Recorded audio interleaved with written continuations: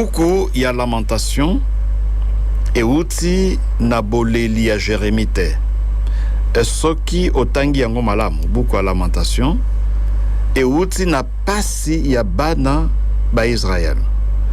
Tango Nabucodonosor na mampinga maye babuki tempelo ba bebisi ngumba ba violer bato na Jérusalem bato bakolela boleli bwa bango et salité beaucoup ya lamentation komami ezali ba poème c'est plus ou moins 5 poèmes bazalaki kolela wapi na mur esika babuki tempelo moi bilembo etikalaki ya tempelo bakokende kuna pote balela po ya kobondela mokonzi alors boleli bwa bango esalité basangisi makanisi ya bango tango bakolela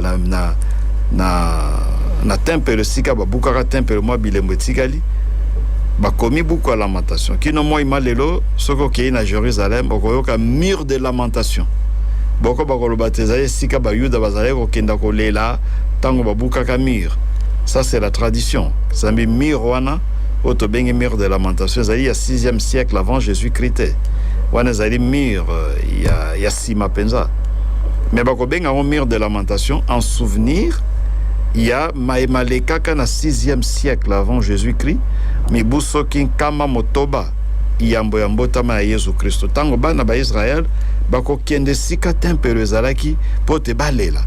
Lokola moto kokende na lilita donc kufeli moto bakundi ye okokende na lilita poto lela.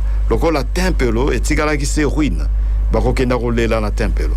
Boleli bwa bango yangonde eboti otokobengaka beaucoup ya lamentation ezali ba poème. Alors lingi koloba tete uti na ba lamentation à Jérémie to boleli ya Jérémie ka se uti na boleli ya bana mboka ya bana ba Israël.